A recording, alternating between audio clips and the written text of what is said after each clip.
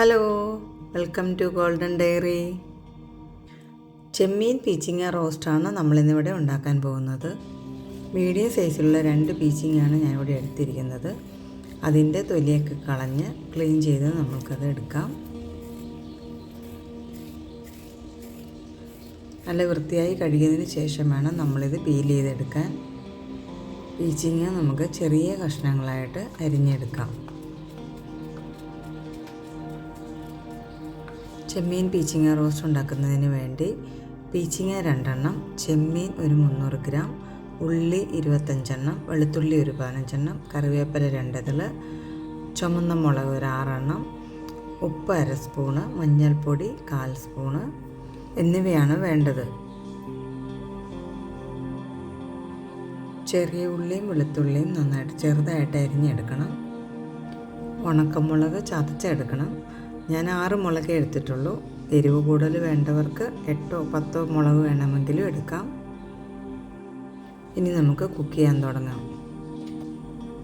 Pan അടുപ്പത്ത് വെച്ച് ചട്ടി ചൂടാകുമ്പോൾ എണ്ണ ചേർത്ത് കൊടുക്കാം. അതിലേക്ക് നമ്മൾക്ക് കടുക് ചേർത്ത് കൊടുക്കാം.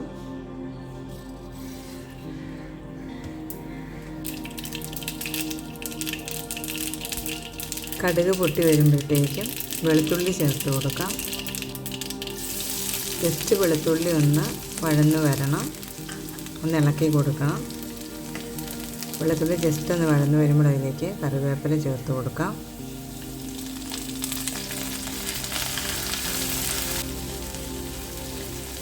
അതിലേക്ക് നമ്മൾക്ക് ചതച്ച് വെച്ച മുളക് ചേർത്ത് കൊടുക്കാം. ചേർത്ത് നന്നായിട്ട് ഇളക്കി കൊടുക്കണം. ജസ്റ്റ് ഒന്ന് വഴന്ന് വരുമ്പോഴത്തേക്ക് അതിലേക്ക് നമുക്ക് ഉള്ളി ചേർത്ത് കൊടുക്കാം. ഉള്ളിയും ചേർത്ത് നന്നായിട്ട് ഇളക്കി കൊടുക്കണം.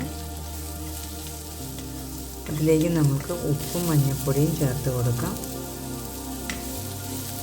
എല്ലാം ചേർത്ത് നന്നായിട്ടൊന്ന് മിക്സ് ചെയ്ത് വരണം. ചെറുതായിട്ടൊന്ന് വഴന്ന് വരുമ്പോഴത്തേക്ക് അതിലേക്ക് നമുക്ക് ചെമ്മീൻ ചേർത്ത് കൊടുക്കാം. ചെമ്മീൻ ചേർത്ത് നന്നായിട്ട് ഇളക്കി യോജിപ്പിച്ച് ജസ്റ്റ് ഒന്ന് തിളപ്പിച്ചെടുക്കണം. അതിനുശേഷം നമുക്കത് അടച്ചു വെച്ച് വേവിച്ചെടുക്കാം.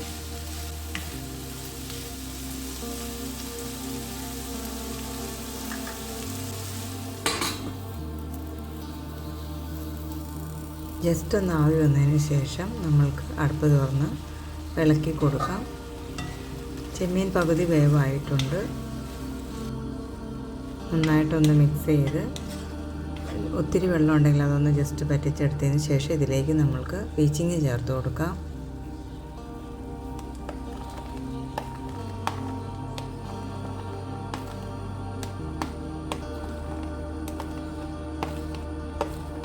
പീച്ചിങ്ങ ചേർത്ത് നന്നായിട്ട് മിക്സ് ചെയ്ത് ഇളക്കി യോജിപ്പിച്ചെടുക്കണം. അല്പം നേരം കുക്ക് ചെയ്യണം. നന്നായിട്ട് മിക്സ് ചെയ്തതിന് ശേഷം നമ്മൾക്കിത് അടച്ച് വെച്ച് ഒന്ന് ആവിക്ക് വയ്ക്കാം.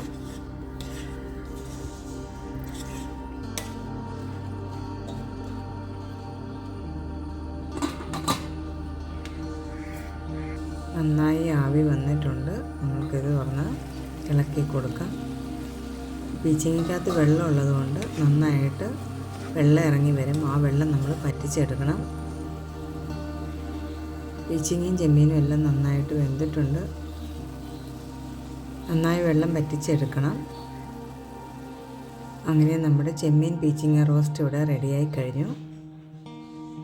എളുപ്പത്തിൽ തയ്യാറാക്കാൻ പറ്റുന്ന ഒരു റെസിപ്പിയാണ്. പച്ചച്ചെമ്മീന് പകരം ഉണക്കച്ചെമ്മീൻ ഇട്ട് വേണമെങ്കിൽ നമ്മൾക്ക് ഈ കറി ഉണ്ടാക്കാം. നിങ്ങൾക്ക് എല്ലാവർക്കും വീഡിയോ ഇഷ്ടപ്പെട്ടെന്ന് കരുതുന്നു. അപ്പോൾ നമ്മൾക്ക് അടുത്ത വീഡിയോയിൽ കാണാം.